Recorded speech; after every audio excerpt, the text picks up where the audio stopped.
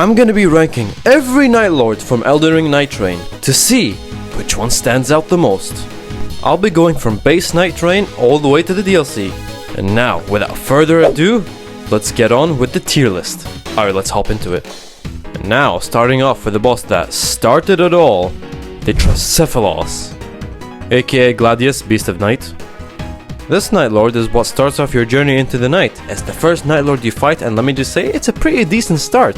It starts as this Cerberus-inspired beast that later on divides into 3 big dogs that essentially encourages proper team play with each dog facing one of the players. Or at least that was the plan, but let's be real. One of the players are getting dogged on by all 3 at the same time. But nonetheless, it's pretty simple, not all that hard, has some reactable jump attacks and swings, and overall a pretty good Nightlord to say the least. I don't have much to say, so it goes at great. Nothing more, nothing less. Gaping Jaw, aka Adel, Baron of Night. Now this is a boss that I honestly right off the bat think is low-key underrated. Something is just so fun about him and I can't explain it. He is ultimately this big ass gaping monster that chases you around, headbutting and trying to munch on you. Do not let it munch on you. It'll hurt real bad. Extremely bad. African bed fail. Gaping Jaw is known for its notoriously frame-fucking face transition that will make your PC that you built for a budget, because you couldn't afford the RAM during the crisis, run louder than the average PS4 booting up sounding like a jet engine. Literally. Anyways, he is truly chaotic and relatively challenging, but on the easier side compared to the rest, so due to personal bias, I'm gonna have to put him at great. I really actually truly enjoy the fight. Sentient Pest, aka Gnoster, Wisdom of Night. Not so wise, eh? Gnoster is basically 2 bosses in one, a giant rock-hard scorpion and this big-ass white moth.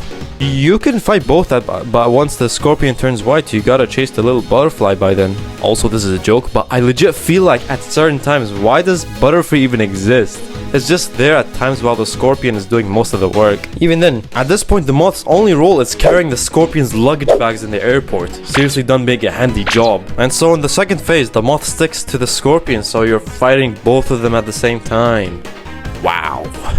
But yeah, pretty underwhelming boss to say the least. It's easy, but was in fact my last trophy since I had never even bothered. But the only credit I'll give it is with the memes. They seriously got me cackling, I swear. Like this one, hit the big ass scorpion that spends the entire fight on the floor stationary. No, chase the Butterfree. Yes. I swear the meme itself is not even the funniest part. It's the Heolstor Drake implementation. It's perfect. And the sentient pest in real life. Oh my days. Ooh, that got me good. Anyways, yep, try again folks. This was pretty underwhelming in my opinion. Fulghor, aka Maris, Fathom of Night. Fulghor is literally the Elden Beast, but instead it's 10 times more annoying, in which it just keeps on fucking annoying away. Also way easier, this boss is a literal joke. All it does is spawn exploding sleep-inducing jellyfish, big floppy, I'm not even gonna say that, and splashes water at you. Wow, what a galaxy brain idea for a move! It's like that one kid in the pool that splashes water at you thinking they got you good. Cinematically, it's really good, and I'm gonna go on a tangent here for a second. That's what I really love about all these Nightlords, which is pertaining to their huge like Slave Knight Gale style arena, and they're like beautiful background effects all in your face. They are all truly bosses we could have never imagined visually in a Souls game. They are all visually stunning, so, well, off the tangent here. That's what Maris has going for it. Making it look like you're underwater is pretty insane too. But yeah, gameplay wise, extremely underwhelming. Inarguably the easiest Nightlord to date. But yeah, try again with this one. Try again. Culibria's Beast, aka Libra, Creature of Night. This boss is literally insane. He starts out going absolutely hog wild, spamming machine guns, spitting beams of madness, making it rain madness, erupting huge rays of madness. Didn't mean to rhyme there. And then he starts to, wait for it, meditate. Brother needs to absolutely focus. You must absolutely not let him complete his meditation at all costs. Otherwise, he's literally gonna enter God mode. The way to prevent this is to just destroy all these circuits that appear around him, or use a destructive ult like Wilders or Raiders. Then he'll enter this frenzy mode, where he goes absolutely hog wild. He'll be off his gourd, running around, slamming the ground, making a sea of frenzy goo splurge from both above and from below the ground. You need to be careful, but it's ultimately very predictable. This dude is insane. For me, one of the peakest bosses they have made. It's such an unsettling experience, and don't get me started with this Everdark. That's for a whole nother video. Speaking of, I will sometime make a tier list of all the Everdark sovereigns. Maybe sooner, or should wait until the release Heolstor and Dreglord Everdarks. I'll see, but yeah, he's amazing. Awesome work of a Nightlord, truly. He deserves to go at amazing, top. The Dark Drift Knight, aka Fulghor, champion of Nightglow. This wild centaur mother flipper is another Nightlord which specializes in moves like wind sweeps and light speed dash attacks. The first phase is pretty run of the mill. When he enters his second phase is where he legit copies Dudek's Gundyr from Dark Souls 3. I am not joking at all. Yes, he sprouts out a rampaging monster while Fulghor just has this weird gooey thing from his left arm, but close enough. Both are wild. He whips it around, flops it around. Gosh, that sounds so wrong. And here then he utilizes his holy moveset. It's an overall like decent boss, I guess. The concept is really cool, but it's ultimately not like wow. So it deserves to go at good tier, nothing more, nothing less. Fisher in the Fog, aka Caligo, Miasma of Night.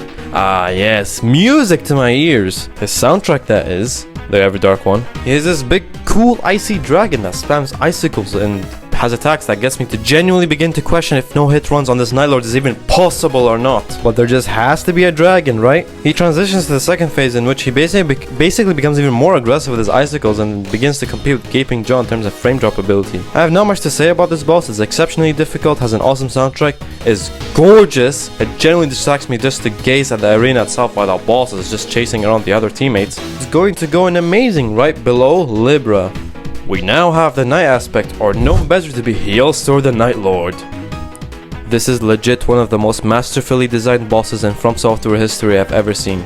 I had tried out Nightreign just to see what this final boss was going to be, and it blasted my expectations. Everything about this boss is just so flipping good! It's good! The Primordial Nightlord. He starts off with his first health bar being this dreaded knight, wandering about fending off any unwelcome guests, that being you. The real boss starts when you get him down to his second health bar. That's when you've entered Peak Asylum. The unsettling music that starts fading into the boss that you were truly meant to face, that being Heolstor, with the swirling cyclone of stars looming behind in the night. It's an absolute joy to witness such elegance and yet free-driven phenomena. He is more precise, attacking with these wombo-ass combos, starts hovering above the ground, and then guess what? You get him to half. Oh boy, we ain't done yet. You wonder what he does next? He tears open the very fabric of space behind him to launch massive quakes of elemental disasters. Ah, wow. This boss is unlike anything I've seen before. He becomes even more aggressive and then later on closes the rift by doing another massive attack and then opens it again. This dude is a beast. Parts of the song gives huge Dark Souls 3 vibes, and it's one of the most beautiful things that entered my ears in a long time. This masterpiece of a boss is without a doubt, and get this, going in Masterpiece. So now we move on to the DLC with unfortunately only 2 new Nightlords, that being the first with the Balancers, aka the Weapon-Bequeathed Harmonia. This boss for me was mind-numbingly difficult since, well, you have 3 of them ganking on you. I do appreciate them not having any poise whatsoever, but still, fending all of them off in the first phase is pretty easy also, but when it's the second phase, when that one main character is going rampant, that's the problem. It's highly aggressive, so your best bet is to distract the main one for as long as until your mates fend off the rest of the normal ones. While they can, for them to jump in on the last main one, or along with a couple more together. But anyways, but that aside, is genuinely an incredible boss design. The soundtrack is gorgeous, the encouragement for teamwork is splendid, and overall the visuals is eye-catching. A great start for the DLC. I'd say the Balancers find their spot in the amazing tier at the bottom. Much deserved. Though the Everdark genuinely terrified me. Before we continue, if you made it this far, do make sure to subscribe for more tier lists like these and comment below whether you agree or disagree. Back to the video. Now last but not least, the Dreglord. This boss is the personification of literal insanity, bro. Like you see, you have this first phase, pretty simple, just a rampant boss to just brute force through, and then comes the second phase and starts spawning in on these undead and starts exploding along with the worst eye element imaginable. Scarlet Rot, of course. The PTSD is kicking in. Its health pool is huge, so surely when you get it down to 0, it's over, right?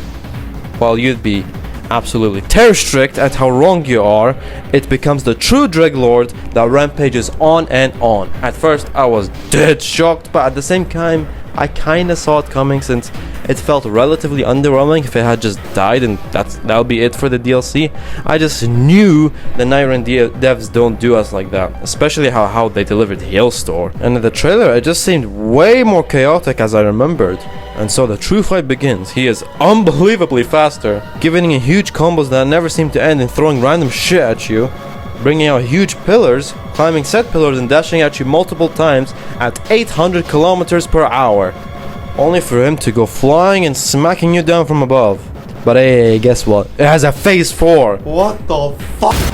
I don't even know how to explain it. He just becomes insane. He starts leaping off pillar to pillar and he can cause earthquakes. Of course, like almost every other Nightlord. But yeah, that's pretty much it. Oh, and the music? Yes, that's from the trailer that I remembered. Freaking love it. Was extremely satisfied to find out about there being another health bar. Extremely difficult, an immaculately designed boss, going at masterpiece, said and done, not changing my mind whatsoever.